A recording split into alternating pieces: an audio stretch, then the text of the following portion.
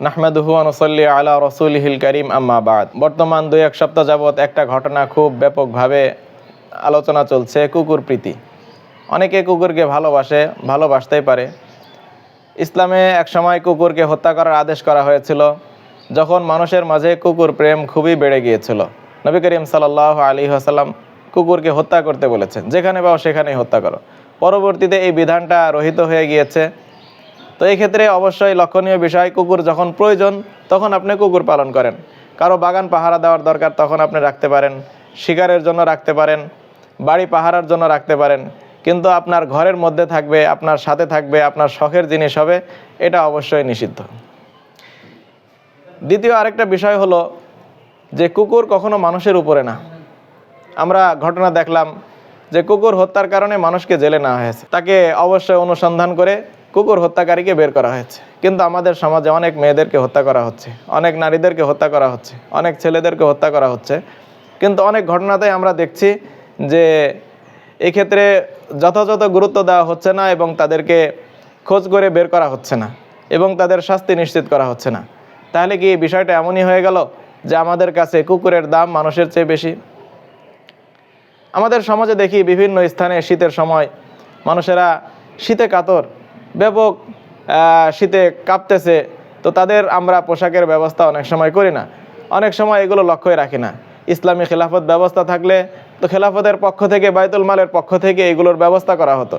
কিন্তু একটা গণতান্ত্রিক রাষ্ট্রের উপরে তো এই সকল বাধ্যবাধকতা নেই, কারণ যারা তাদেরকে ভোট দেয়, যারা তাদেরকে সরকার বানায়, সরকারকে যারা ট্যাক্স দেয়, শুধু সরকার তাদেরই দেখাশোনা করবে। কিন্তু যারা স্টেশনে পড়ে আছে, যাদের ঘর নেই, যাদের বাড়ি নেই, কোনো ভোট নেই, কোনো কিছু নেই, তো এদেরকে সরকার কেন দেখবে? দেখার বাধ্যবাধকতা থাকে না। যাই হোক, তো দেখা যাচ্ছে যে বিভিন্ন স্থানে এই কুকুর প্রীতিটা ব্যাপক বেড়ে গিয়েছে। তো আমাদের একটা সামাজিক জীব হিসাবে কুকুরের প্রতি ভালোবাসা থাকতে পারে, তবে সেই ভালোবাসা মানুষের চেয়ে কখনো যেন ঊর্ধ্বে না যায়। অনেকে দেখা যাচ্ছে বর্তমান কুকুরবাদী হয়ে গিয়েছে, মানে মানুষের চেয়ে কুকুরকে বেশি প্রাধান্য দিচ্ছে। তো বিভিন্ন কুকুরের যে ঘটনা হচ্ছে, কুকুর কি করতেছে, কুকুর কখন হাঁটতেছে সেগুলো ভিডিও করতেছে, কুকুরকে বাচ্চা দেওয়া হচ্ছে ভিডিও করতেছে, কুকুরের পিছনে টিম লাগানো হয়েছে সুস্থতার জন্য, এগুলোর ভিডিও হচ্ছে। মানে কুকুর কখন কি না করে সব কিছু ভিডিওতে চলে আসতেছে। তো এগুলো আসলেই দেখা যাচ্ছে যে এর বিপরীতে মানুষ হত্যা করা হচ্ছে, সীমান্তে হত্যা হয়েছে, বিভিন্ন জায়গায় হত্যা হয়েছে, সেগুলোর খবর এই কোনো কোনায় হালকা একটু দেওয়া হলো। কিন্তু এর বাইরে যে কুকুরকে হাইলাইট করে একটার পর একটা সংবাদ চলে আসতেছে, তো এইগুলো আমাদের জাতীয় বিবেকারগ্রস্ত হয়ে গিয়েছে, এর প্রমাণ দেয়। এবং আমাদের যে জাতীয় বিবেক যেগুলোকে বলা হয়, সংবাদ মাধ্যমের বিবেক বলা হয়, তো এইগুলো আমাদের অনেকটা পচে গিয়েছে, এটাই বলা যায়। না হলে কেন মানুষের চেয়ে তারা পশুকে বেশি গুরুত্ব দেবে? আল্লাহ রাব্বুল আলামিন মানুষ জাতির সেবায় আমাদের লিপ্ত থাকার তৌফিক দান করুন। মানুষ জাতির সেবায় আমাদেরকে উদ্ভাসিত হওয়ার, মানুষ জাতিকে গুরুত্ব দেওয়ার, মানুষের শান্তি শৃঙ্খলা রক্ষা করার তৌফিক দান করুন। আমিন ওয়া আখিরু দাওয়ানা আলহামদুলিল্লাহি রাব্বিল আলামিন।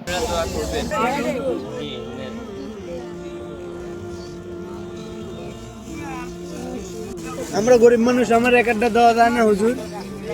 ভাইজান লিস্টেরটা গুণাটা। আচ্ছা ঠিক আছে, মনে করেন না ভাইজান। ঠিক আছে,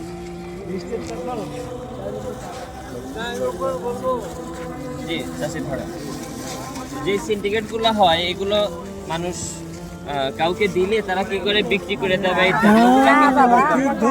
অনেক গুণা হয়, এগুলো করলে আল্লাহ অনেক গুণা দেয়। প্রতিবন্ধী একটা নাতিন আছে, ঠিক আছে, আপনারা ব্যবহার করেন, সমস্যা নেই। আচ্ছা, বিক্রি করা যাবে না বাবা। আমরা এই জান্নাতে যাওয়ার উপযুক্ত হতে হলে আমাদের কালিমা এটা শিখতেই হবে। তাহলে কালিমা লা ইলাহা ইল্লাল্লাহ মুহাম্মাদুর রাসূলুল্লাহ, আল্লাহ ছাড়া কোনো ইলাহ নেই আর মুহাম্মদ সাল্লাল্লাহু আলাইহি ওয়াসাল্লাম আল্লাহর রাসূল, এই কথা বলতে হবে, নামাজ পড়তে হবে আর রোজা রাখতে হবে।